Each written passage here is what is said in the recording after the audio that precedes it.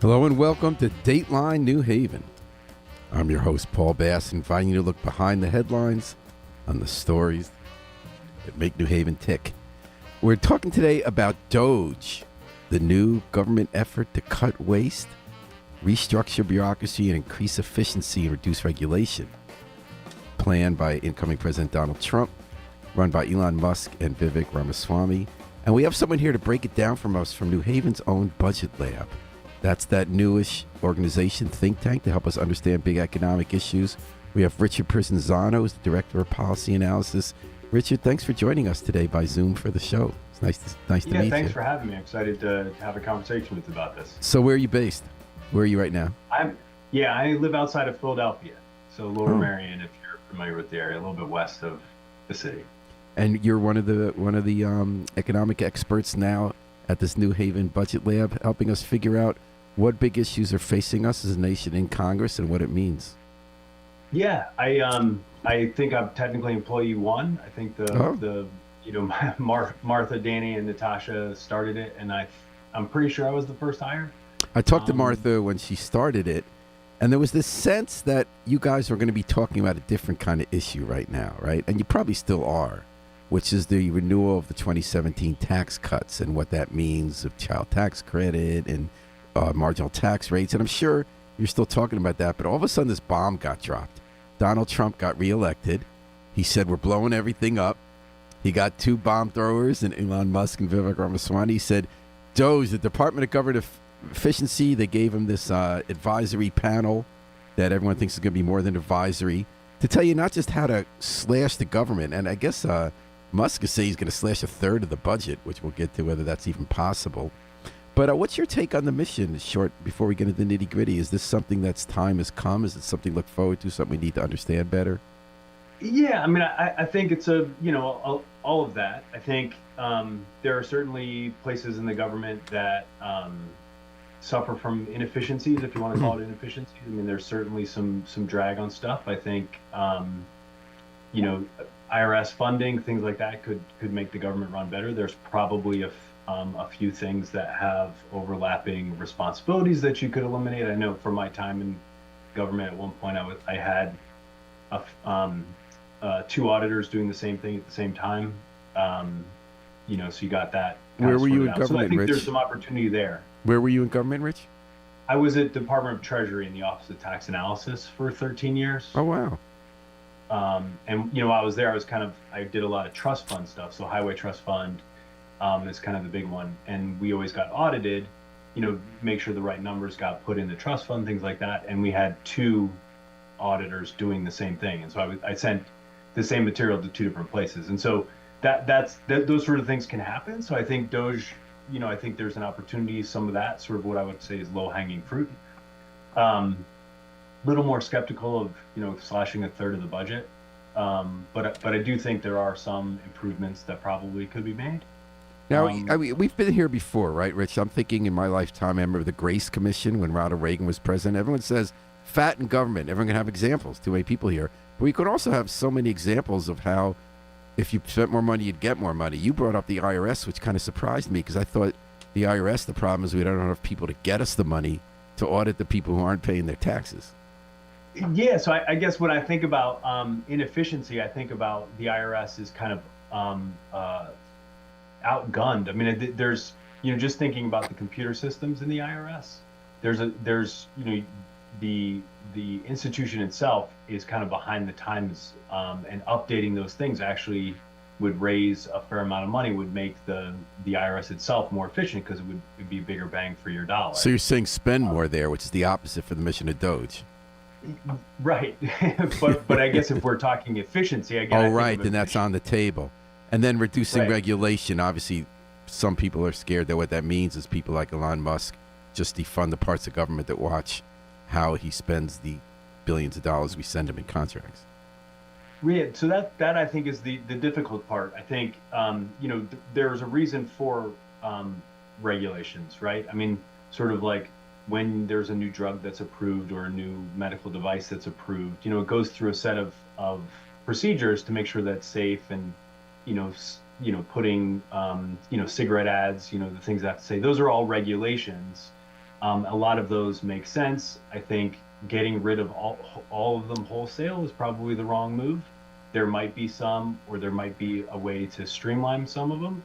Um, Under the first Trump administration, they had sort of if you wanted one new regulation, you had to get rid of two other ones. Some states have done a similar thing. I think Does there's that work? probably to some degree. I think I think it's Washington State. I could have the state wrong. It did work. I think what it did was people said, okay, there's a regulation that, I'm sort of making something up here, that works with, say, renewable energy, wind farms or something, and there's a piece over here that's solar panels, and you actually could combine them and make it one regulation, that there aren't these two pieces. So like, and then there, two organizations or two parts of the organization have to work through something. So some of that can work. Because for those of us on the outside who don't have the fine, detailed understanding you have as someone who's been on the inside and now who monitors, is that we kind of have this experience with government. Like when I've covered local politics and government, New Haven and the state, people want to build something, and of course you really need regulations so you don't poison the air or the water, or that the stuff doesn't fall down after you build it. But that also, so many of the regulations are out of date. They were well-meaning and needed when they were passed, such as, instance, we used to believe you should have a certain number of parking spaces in a building because everyone drove and you built for that, or the building shouldn't be so close to the sidewalk when actually that might be okay. So there's this kind of public understanding, this kind of theory that people seem to have that's being tapped into, that all these regulations pile up, they get out of date, it gets impossible to build anything or to actually, it doesn't. But then when you start to look, anyone who then cares about an issue like public health, the environment, safety, then you look, you say, you really want these rules. You want people to look at it because, in New York, we were so upset when Eric Adams allowed the Turkish embassy to be built in the middle of Manhattan. It could fall down, and not let it be inspected with regulation. So what's the real story? When you look back at these other efforts we've had before, the Grace Commission, Obama had campaigned to cut waste. Al Gore had the efficiency and the get rid of the burdensome regulations. You mentioned Washington State with the ending too, but on this national level, is it true what people feel that we just have so much red tape that gets in the way and there's just too much regulation? Or in fact, when you look at it, that's very minor examples, and if anything, we need more regulation? Yeah, so I don't think there's an easy answer, right? I mean, that's what makes it a conversation, is that there's not an easy answer. I think, the one I think of, the first one I remember when I was first really thinking about all this stuff, was Clinton had one too, right? He got rid of something like 200,000. That was Gore's. Yeah, Gore had the. That was Gore. Yeah, it was okay. That was Gore. Okay, so I apologize. I was thinking that as Clinton, but yeah. So I think that there is certainly red tape. There are certainly hurdles that are sort of in place. Like, again, I'm thinking of something like, a minimum amount of, say, structural integrity that has to occur in a building. Most builders now are probably already over that, just because of the materials and things like that. And so that might be sort of a redundant piece where it's not really, or a need for change. When I talk to the fire chief in New Haven, he's worried about, how they're building all those buildings now 5-story with that same design. He says they're using materials that actually make it more flammable but weren't covered by regulations that existed. But yeah, see, so that's the opposite. So that's you got to update, right? yeah. I mean, that would tell you. So maybe trading one there, it makes sense, right? Okay, so you have this redundant piece over here, or not a binding piece, but you need this other piece to deal with a material that we didn't understand was flammable. I mean, I think, when I think of government, one of the roles of government is to step in when a market breaks down.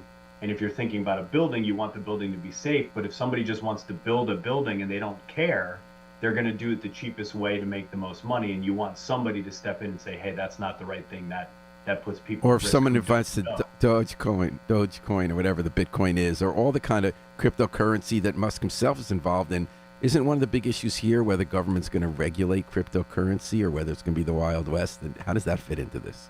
Yeah, I think that's right. I think, again, if you can think of it as a, one of the reasons that you have government, you have this bureaucracy, is that you don't want the government to shift widely just by one party in power, or one person in power. And so giving what seems like authority to a non-government agency, which is the Department of Government Efficiency, right? It's just an advisory panel.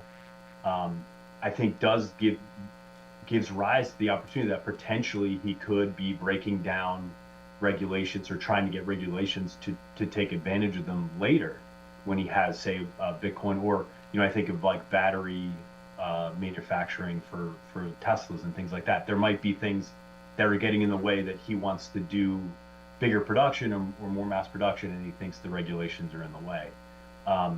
Again, growing up, I grew up in the DC area and around DC. I know that there's subject matter experts, and somebody that comes in and says, "Oh, this regulation is wrong." There's probably somebody that can explain to them why it makes sense.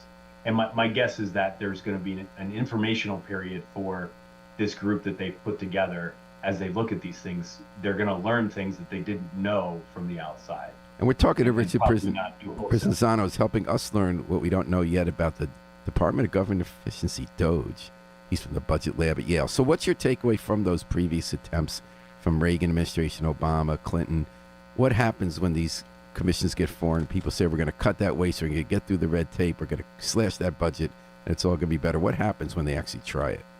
Yeah, I think so. Some of it works, right? I mean, again, the Clinton administration had roughly 200,000 government jobs that they got rid of. I think there are was it good that they did? I know.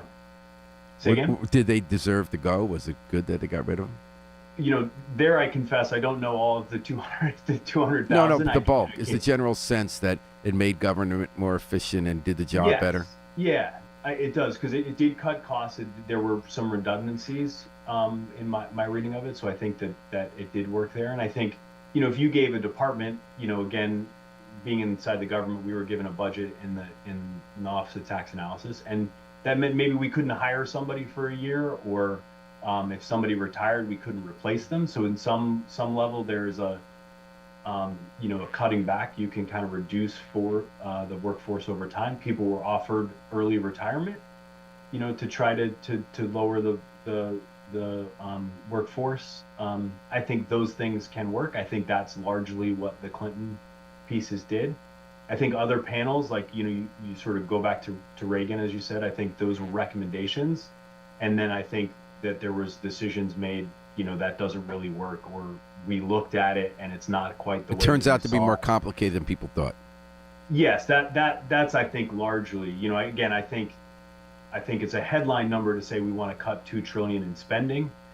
What's your prediction? How many of that trillion will we cut?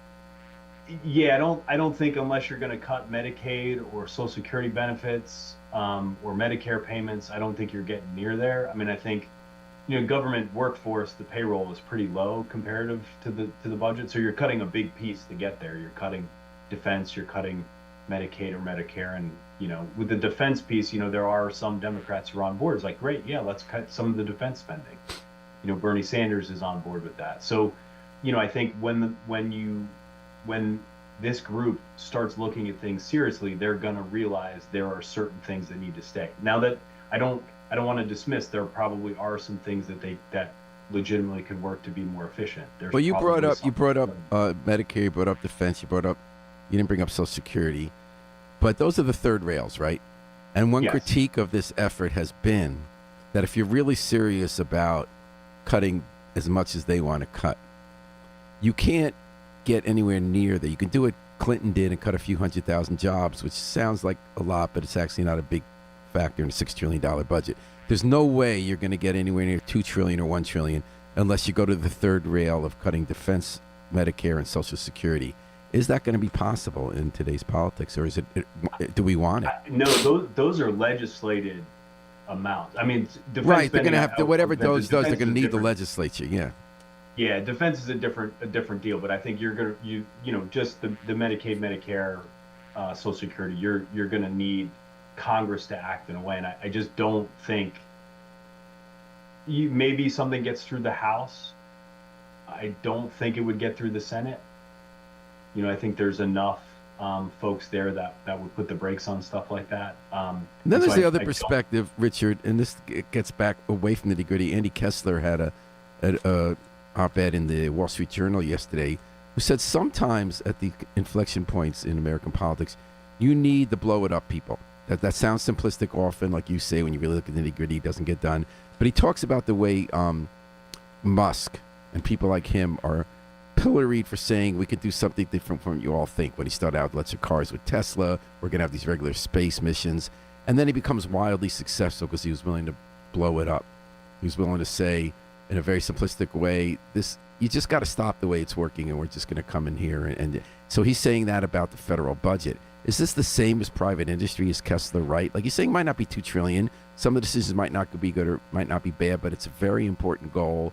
It's a real need, and you need the people like these private sector people who get pilloried for saying you can't do things the way differently from the way they're done, and they come in with a sledgehammer and we're better off at the end. Is he right? I don't think so. I think that the ideas, I think, somebody like Musk might come into a company or a consultant come in and say, you need to drop whatever, 50% of your workforce, you need to get rid of this department, that department, acting as the owner of the company or on behalf of the owner of the company. And that person doesn't have to answer to anybody other than the owner of the company. So it's different from business. Yes. And so when you come into the government and you have, the Constitution is set there so that specifically someone can't come in for 4 years and get rid of Senate or get rid of Congress or disband the Supreme Court. The whole idea here is that these things move in a very specific way. So, and why do we want that? We want that because we don't want it to go back and forth between who's in charge gets to decide whether we spend money on Medicare and Medicaid or not. And so I think the ideas might be useful, but I think the implementation is not going to be like Musk buying Twitter and firing whatever half of the workforce. That just can't happen. Well, he and Trump are saying it can happen. They're saying it's never happened in the past. We have these guardrails bitten in. They actually don't seem so crazy about checks and balances and other branches of government. Other countries in the world right now are facing similar political moments where the way balance of power has been structured and the Constitution has been written has been called into question, including Israel, including Hungary, right? So what is it possible they might end up being right and we just won't have this check? Yeah, it's possible. I would like not to think that. I think that if it really came down to it, that there would be 3 senators who would vote against disbanding the Department of Education. Like that's really, again, thinking about party lines, that's all you would need to stop it. Now, is there a way to get it passed or get rid of a department without going through Congress? I don't think so. I confess I don't know enough. I'm thinking more like regulations here. So the Supreme Court's kind of gone away, right? They overturned Chevron, right? Chevron was a big one. Where they said that that had required federal court deference to agency interpretations of vague statutes. Now they're going to say if it's not stated, you can't do it. And the federal similarly on West Virginia versus EPA, they ruled that agencies can't issue regulations for major economic or policy questions.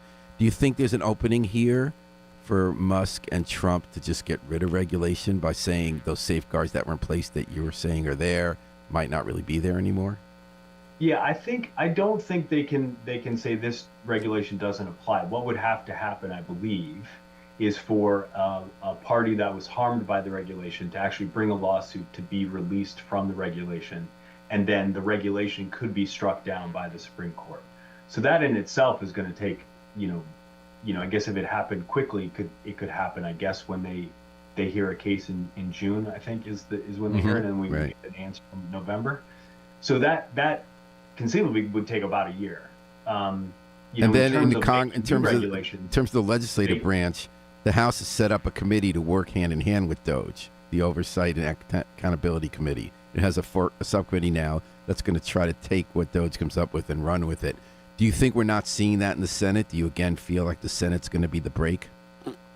Correct. I think that, again, the House, I think that committee that you're talking about, which I think is Green, Congressman Green, or Congressperson Green, heading it, think they might say, okay, here's a recommendation from this outside group. Let's look into what can we actually do. Can we get rid of the Department of Education? And my guess is that even if they had something come to the House floor that got passed to say get rid of this regulation or get rid of FERC or get rid of these things, there is enough on the Senate side that they wouldn't be able to get it through. Okay. And before I and let so you, I do think that that's a safeguard. what's your bottom line about DOGE? What's your elevator take on it? Yeah, elevators, I think there's probably some ideas that they will find that will be useful and potentially be able to be implemented in the government. I don't think that they're going to make the wholesale changes $2 trillion and out without blowing up the entire government. And do you think there's a Which chance? I just don't think is the case. And what would you, if you were God, if you were like in charge of DOGE, what would you do? I mean, I think there are like these redundancies, like I was saying about, like even the way the tax code is written. I was a tax guy for a very long time. The tax code is written in such a way that everything's layered and you got to kind of go back and correspond. And there's a number of spots in the tax code that could be streamlined to be made one thing that was very clear, as opposed to having to read all these different requirements. So like just the definition, say, of small business changes depending on where you are in the tax code. And so things like that, I think, could make the government more efficient and clearer and easier for people to understand. Things like, harbor maintenance and inland waterways, all these things have rules and regulations about boats and the draft of boats. These are specific because there's information there that they have that people don't have. And I think that that's important. And so I think that that's always going to stick around. But there probably are some of these things that they can recommend that. Before I let you go, I want to ask you an unrelated question to DOGE. You mentioned that you've done a lot on tax policy. You wrote about tax migration of millionaires. There's an endless argument we have in Connecticut, which is that our top marginal rate for people earning $1 million a year is 6.9%. In other states surrounding us, like New York and Mass, I believe it's 7.5%. Every time we talk about trying to raise that marginal rate, meaning that you don't pay more until you've earned the million, they say all the people make the big money in Fairfield County financial industry are going to leave the state and we'll have a net loss. This is fought bitterly among the experts. Who's right? The other side says that's not true. You get more. One side says they figure out how to get around the regulations anyway. They'll get 51% of their time living in Florida. You're not going to get a cent, you're going to lose. And other people say, when you look at the data, yes, there were some big examples, but overall those states did fine and we would too, and there are other reasons people leave. Yeah, so the latter. I think the research that I did is the latter. I think the example is the sort of the merely millionaire. Like, so again, thinking about somebody that, say, whatever, makes $1.5 million a year, they're kind of tied to the area. They might be a small business owner. They might have a restaurant or a real estate broker, whatever it is in the area. The guys that are $50 million, $100 million, like they're mobile. But I think, yes, I don't think that raising from 6.9 to 7.5 or whatever New York is would materially affect All right. Connecticut. And what's the number 11 behind you? That was my high school baseball uniform. What position did you play? I played second base. All right. I was first team All-State 30 years ago. All right. Well, Rich Pizzano, it was really delightful to chat with you, and thank you for doing what you're doing at the Budget Lab at Yale, where you're Director of Policy Analysis, to try to help get behind the headlines and the simplistic statements about economic policy. We have big decisions coming up this year. I'm looking forward to you guys helping guide us through understanding what those decisions are. I learned a lot from this. Thanks for checking us out. Thanks for having me on. And we're going to take a little break here. We're going to come back with one of the long shot candidates for Democratic National Chair. He's the only candidate from New England. He used to be around here where he cut his political teeth. He's going to tell us what's coming up in the next few weeks. We're going to take a break with the Afro-Semitic Experience performing I Wish I Knew How It'd Feel to Be Free from their album P for Peace. Stay with us for 5. We'll catch you on the rebound.